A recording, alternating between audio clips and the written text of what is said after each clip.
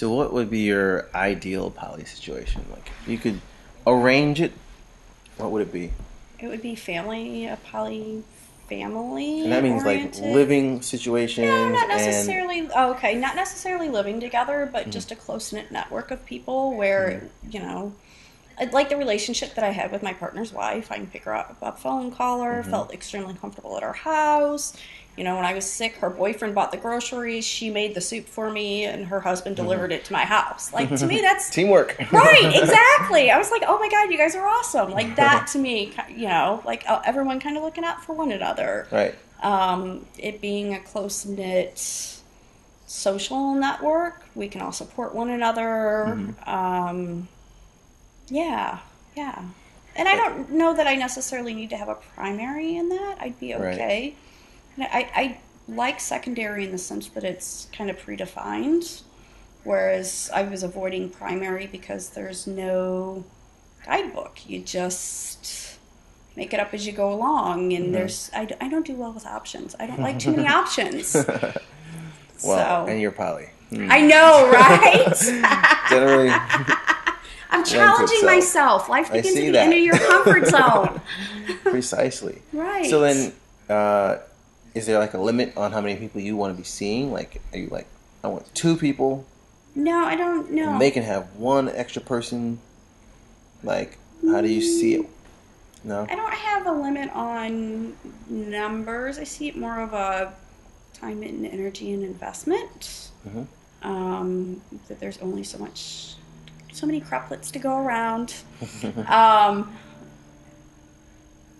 yeah, I want it to be balanced. I want my partners to be, you know, open, honest, transparent, and interested in growth. Like, I'm Mhm. really all about the personal growth. Hmm. Okay. Um, for me, that's what gets me all excited, and that's Oh yeah. yeah, I That's know, what gets you in right? bed, huh? Totally does. Start talking to me about introspection, and yeah, I'm like, ooh, my kitty will purr. Um, yeah, it's yeah. I want people who are invested in themselves. How do you invest in yourself? Like, what do you do? I push myself outside of my comfort zone. Hmm. Going to the burn this year, solo-ish, was a big step in that direction. Okay. Um, Do you like read any books, I'm always reading therapy, books. seminars, anything like Brene that? Brown, The Power of Vulnerability, Mm-hmm. and Daring Greatly. So wait, say it again because I want people to capture Oh, it. Do you have Brene. these books I by any chance? do. Yeah. I think I do. I just have one. Brene Brown. Oops. Oh no, I don't have either of those two. Oh, maybe I do. There we go. Anything you've got that you've read Yeah. that you think is good, The Bonobo Way. Polyamory in the 21st Century. That's an excellent book. you have that? I do. There you go. All of them. Sweet. Okay. So this is the gifts of imperfection. The Imperfection. gifts of imperfection. Brene Brown. Renee Brown. Can you? Where is it? There's no. Maybe it's on the inside. The synopsis. Yeah. Preface. There's a preface. No, that's too long. I'm not sure I can read it, but. So what is this about? You'll have to Google it. The gifts of imperfection. Like, in general, what can we expect to get out of that It's book? the 10 guidepost on the power of wholehearted living, a way of engaging with the world from a place of worthiness. A place of worthiness. Worthiness. What yes. did you get out of this book? Do you remember? Like, It's embracing your quirks and who Mhm. you are, and the fact that we're all imperfect beings, and being able to accept that, not just accept it, but embrace it. And but why? why? Why would you want Because to it embrace makes it? us who we are, and if Mhm. we're all perfect, there's no need for growth, no room for growth, and Mhm. growth is what gets you going. It makes you who you are, and we all have the power to change. That's like, Mhm. dude, you don't like something, you change it. It may not be easy, but like we all have the power to change things. Give me an example. Like what? Um, What's like a imperfection that you feel like you've changed? Adapted, I would say. Mm. I'm a highly sensitive person, Mm. so I feel emotions strongly. I tend to take on emotions of other people. So, like being in a crowded environment, Mm-hmm. crowded rooms, even when I find that I do good, like one on one conversations with people, put even one other person in there, even my dear friends, and I fade to the background because I go Hmm. into observer mode. And Right. I watch and I feel, and a lot of it may not even be conscious, subconscious, but I really tap into other people.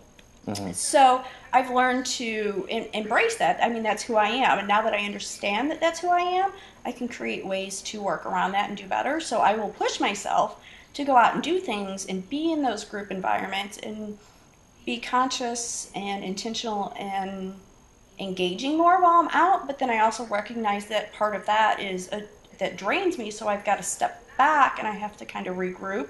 Mm-hmm. So I may need, not may, but I definitely need like downtime afterwards. I need Right. my quiet solitude to just kind of re-energize myself and So you're cleanse myself. sort of introverted. Very much Yeah. so. Okay. And I read somewhere, in the Highly Sensitive People book, that they talk Mm-hmm. about introverts who push themselves to be more extroverted, like a rubber band. So you can stretch it to a Mm-hmm. certain point, and then you got to let it kind of regroup itself back up because if you stretch too far, then it breaks. And that's Right. very good analogy for me. Like I can Yeah. push, but then at some point I'm just drained and I need to re-energize. Huh. Yeah. Okay. So being Totally get that. self-aware. So if I Right. wasn't self-aware in that growth, that I would just be overwhelmed and I wouldn't know what was going on, and then the quality of my interactions would be less. So has that interfered with being poly at all? Like any of your poly engagements? Have you seen yourself pushing too much and it caused an issue somewhere and a conflict? Yes, but in the sense that I think that I put restrictions on myself, not from my partners, but self restrictions, because I was able to empathize and put myself in other people's shoes. So I Mm-hmm. moderated what I did more so than what they would ask me to do Right. because I didn't want. I could visualize how that would play out, and so I Okay. I Yeah. would step back from that, and that was all self created. Right. It wasn't like they said you need to do this or you need to do that. Okay. So, Got it. So what is this one? haha, Polyamory in the 21st Century by Deborah Show Annapol. them that cover, please. It's Yes, got some. Oh my God! Look what's on cherries. the front. No cherries, No cherries. but there's three. Ah, There's three you read this cherries. book. I Even did. though there's cherries in it. Shh, shh, I just covered it. I went no You should cherries. put like draw some little smiley faces on I it should. and decorate it so it's no longer a cherry. So can you read that one for us? Yes. Polyamory means having simultaneous, close, emotional, and possibly sexual relationships with two or more other individuals with the knowledge and consent of all partners concerned. Mm-hmm. The growing practice of polyamory in the U.S. indicates a significant shift in the way marriage and intimate relationships have evolved over the past few decades. This is the first book on the topic written for a general audience, for both those interested in practicing poly and those who have no intention of doing so. Readers who would like to better understand what this is increasingly visible way of relating is all about will find answers here. People who do practice poly will find a careful analysis of the lifestyle and the various issues, concerns, and rewards that grow out of this lifestyle. So it's like Podge in a book.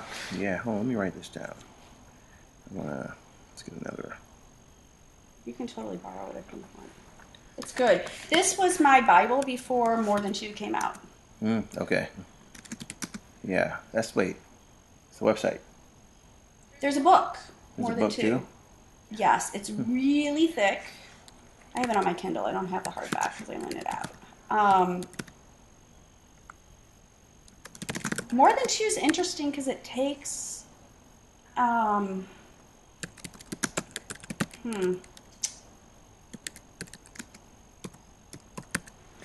More Than Two really focuses on the autonomy in poly. Mm-hmm. So it's almost like a tough love approach. Like, oh, you've got these issues, deal with it. Right. which I didn't necessarily agree with all of it, but it's highly recommended anyway. So they didn't. Was it like? Did they tell you how to deal with it, or was it just, this is your problem. This is your problem. This is your problem. They did give you some strategies on how to deal with it, but it was like, oh, if you're feeling this, it's probably because you've got issues. If you've got issues, it's not necessarily to take that to your partners. If it was really interesting. Okay. What was the first book again? The Gifts of Imperfection. Okay, let me write that. Also, wait, Gifts of Imperfection. Okay. By Brene Brown. So Cool. this one just goes over the challenge of jealousy. Look at that. It was kind of like a good guidebook. The history of poly, ethics of poly, challenge of jealousy, talks about poly in children, coming out issues, the cost and benefits of poly. So it seemed to be kind of like an all-encompassing. Yeah, that's pretty cool. Yeah. I've never heard of it. So what did you like? What's like the main thing you got out of this book? If you can remember, a lot of people don't remember stuff. Yeah, I would say that there's so many choices, so many different ways. It's like a create your own adventure. Poly is like right. You look so excited to say that. Yeah, create your own adventure. There are no guidebooks. We're making this shit up as we go along, and that's okay. Yeah. Cool. Okay, and this one. Daring greatly. How the courage to be vulnerable transforms the way we live, love, parent, and lead by Brene Brown. That's the entire title? Yes, it's long. Crap, okay. Right. So on the back it says, every time we are introduced to someone new, try to be creative, or start a difficult conversation, we take a risk. We feel uncertain and exposed. We feel vulnerable. But most of us try to fight those feelings. We strive to appear perfect. But in a powerful new vision, Dr. Brene Brown challenges everything we think we know about vulnerability, dispels the widely accepted myth that it's a weakness. She argues that vulnerability is in fact a strength, and when we shut ourselves off from revealing our true selves, we grow distance from the things that bring us purpose and meaning to our lives. Man. Everything I've been talking about, now you know where I got it from. Sounds good. It really is. It's, I think the distinction between vulnerability being a weakness versus a strength is so appropriate. She's done a TED Talk on this. Oh, yeah? Yeah, you should watch it. Greatly. TED Talk. What's her name? Brene Brown. Brene Brown. All right, I gotta get this title. Hold on. Put that on your website. The TED Talk by Brene Brown. Oh, I can do that. You can totally do that. It's on YouTube. To be vulnerable. And she just came out with a new book. I haven't gotten it yet, and then the title escapes me at the top of my head. I can't think of what it's called at the moment. Okay. So yeah, I feel that, or I say that I take away from this, being vulnerable, making yourself vulnerable, is being authentic and being true to yourself. And but what's the benefit to that? Some people see being vulnerable as being weak and a target. Because I think when you're vulnerable, it allows people to show up for you. What does that mean? Someone doesn't get that. The people that are afraid to be it have no idea what that means. You're absolutely right. So let me start with a cute little story. When I was in the playa this year, my new friend Wendy, she'd never been to a burn. She doesn't hang out with the burners. She's mid-40s. She decided she'd read about the burn 20-something years ago in Vice magazine, making changes in her life this year, and decided, fuck it, she's doing it. Okay? Awesome. So she gets a ride share, gets out there. She ends up camping with us. She and I start talking. One day we're sitting there, and you could tell she was feeling all the feels, because that's what happens out there. And she asked for me, and I go over, and she's like, can I cry on your shoulder? And I'm like, absolutely. And I barely know this woman. And she leans over, and she just starts bawling, and she's crying and crying. And then she'd stop and kind of regain her composure. She'd start up again. And it was just, I just sat there and, rubbed her head and touched her and just held space for her. And it was absolutely, and when she got done, she's like, I don't even know what all that was about. I'm sorry. And I'm like, thanks for allowing me to be there for you. And like, even now, she and I still talk. And she was like, that was kind of mind-blowing. Like, you let me cry on your shoulder and then you thanked me for it? And I was like, yeah, you gave me the opportunity to hold that space for you and to be there and to support you. And like, people don't do that in the default world in general, And that's one of the things that I love about the bird is that opportunity, and like it's just normal out there. You can just be there.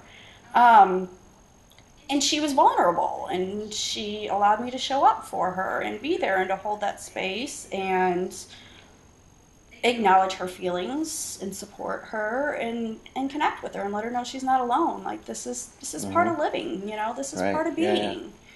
Feeling all the feels. I didn't feel feels for so long that when I started feeling feels, I'm like, what the hell are these? I didn't even have labels for it. I remember asking my therapist, do you have a book for like emotions? And she's Right. like, I don't know what you're talking about. I'm like, yeah, I don't even know what the words are for these things. Like, yeah, in 3.5 years, I've come a long way. Kind of like me with my tongue when it comes to walnuts. Right. I have no idea what to say. It's a weird tongue. Correct. My tongue I gets don't weird, have man. weird. No words, people. No words. So I think when you're vulnerable, you allow people to be there and to support you and to create connections. And I think life's all about creating connections with people. I think people are fascinating. Everyone's got their stories and things that they've, adversities that they've gone through that have made them who they are. And that to me is what life's about. It's not about anything else. It's about connecting with people. And Yeah. you do Awesome. that through authenticity and vulnerability. Yeah. Before I started talking, like sharing and being vulnerable, Yeah. I don't. When I think back now, I have no idea what I talked about for 32 years. Right, I'm exactly. like, what were my conversations about? What did I do for 32 years that had me have friends, and what the hell did we talk about? Yeah. It's only been like 4 years since I've been like really connecting with people and sharing and Exactly. all that stuff, and it's like now every conversation I have sounds similar to this. It could be a little bit lighter, but Right. like, what the hell did I talk about before? In depth and actually getting to know the person for who they are and not just stupid bullshit. Like, Yeah. where do you work? Where'd you go to school? How many kids do you have? Yeah. Like the stuff that's immaterial. Unless you actually are passionate about your job, it really doesn't matter where you work or what you do. It's, Right. It brings in the income so that you can do the things that you enjoy. Unfortunately, there are so many people in life, myself included, before that just go through the motions and exist. And, like, that is your identity. Yeah. Yeah, I know. I know. Get queasy. Yeah, I know. I'm not interested. That's why I like my burner folks because we get right in there. Yeah, man. You meet someone in a cuddle party. It's hard to talk about bullshit. Exactly. It's like, I don't know you. Your legs are wrapped around me. My arms wrapped around you, and we're okay with this. We are Yeah. all in each other. Vulnerability there, allowing people into your personal bubble. for sure. I I knew someone that would give me like her heel. That's how she started. I'm like, we're at a cuddle party. No, Like I'm her all month, up she was in just like, everyone's shit. I'm like, all right, I'm gonna just be cool with this heel until you're ready to give me like an ankle or something. Gotta make it comfortable. Right. But yeah. by the end she was all right. But No, I'm all like, just let me get up in your like, I personal don't know space. you. Let's just hug. Let's do it. Right.